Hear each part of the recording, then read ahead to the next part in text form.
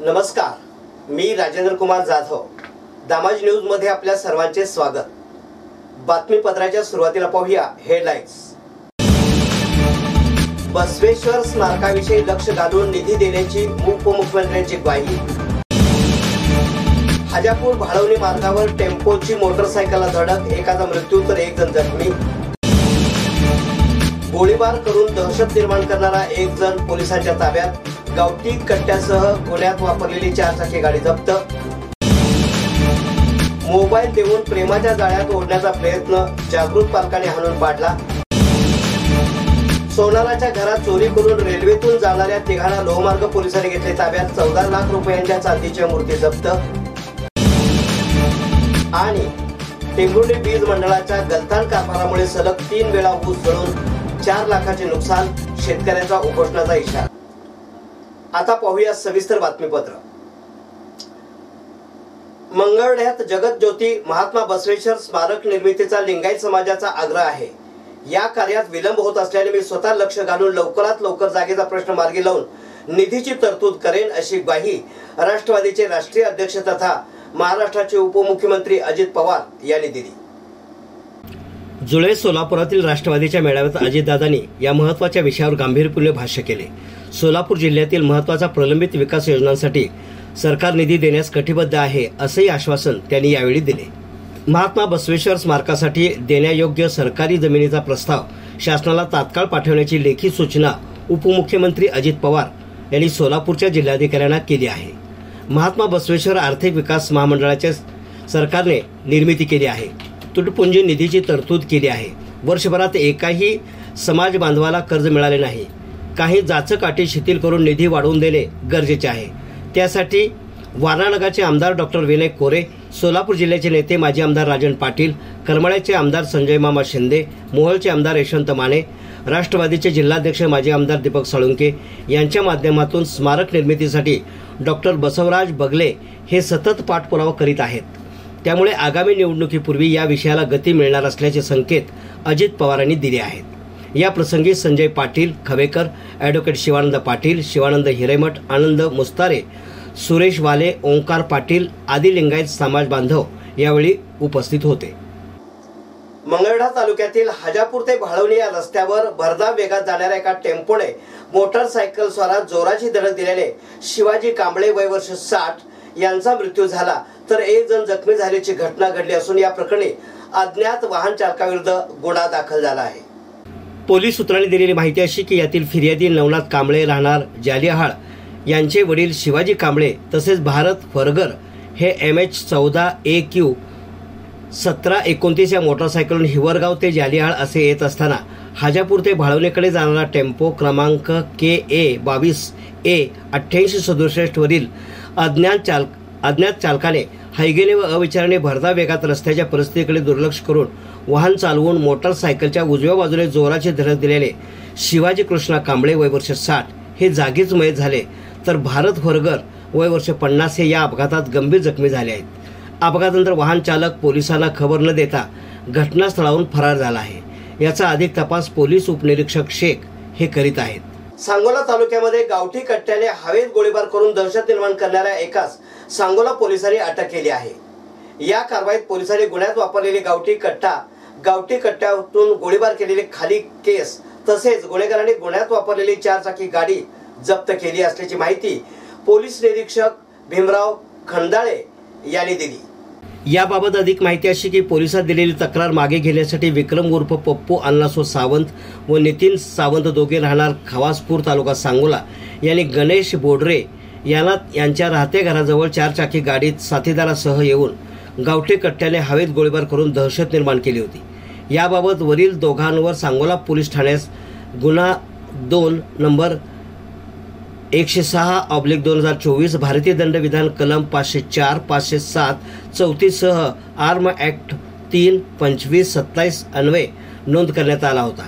Police अधीक्षक श्री सरदेशपांडे व upper police अधीक्षक प्रीतम यावलकर यांनी गावठी कट्ट्याने गोळीबार करून दहशत निर्माण करणाऱ्या गुन्हेगारांचा शोध घेण्यासाठी तपास पथक तयार करून कारवाई करण्याचे आदेश दिले होते. त्याप्रमाणे सदर गुन्ह्यातील तपास अधिकारी सहाय्यक पोलीस निरीक्षक PS मोरे व पथकाने गोपनीय माहिती काढून सदर गुन्ह्यातील आरोपी विक्रम उर्फ पप्पू अण्णासू सावंत व नितीन सावंत दोघे राहणार खवासपूर तालुका सांगोला यांचा शोध घेतला असता त्यातील विक्रम उर्फ पप्पू दादासू सावंत वय वर्ष 27 यास पोलिसांनी अटक करून त्याच्याकडून गुन्ह्यात वापरलेली गावठी कट्ट्यातून गोळीबार केलेली खाली केस व गुन्हेगाराने गुन्ह्यात वापरलेली MH12 PN 2000 ही 4 चाकी जप्त करण्यात आली आहे। सदरची कामगिरी उपविभागीय पोलीस अधिकारी विक्रमसिंह गायकवाड, पोलीस निरीक्षक भीमराव खंडाळे यांच्या मार्गदर्शनाखाली तपासणी पथकातील सहाय्यक पोलीस निरीक्षक पवन मोरे, पोलीस हवालदार Kshirsagar, police head constable Zol, police Naik Pakale, police Naik Jadhav, police constable Waghbode यांनी केली आहे। सोलापूर येथे इयत्ता 9वी मध्ये शिकणाऱ्या आपल्या अल्पवयीन मुलीच्या दप्तरात आई वडिलांना मोबाईल आढळला।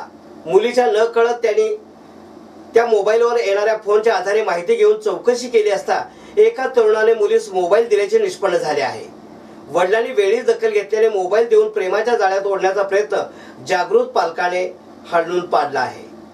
या घटनेची हकीकत अशी की शहरातील एका शाळेत इयत्ता 9वी मध्ये शिकणाऱ्या मुलीस बाणेगाव येथे राहणाऱ्या रवी नामक मुलाने मोबाईल घेऊन दिला।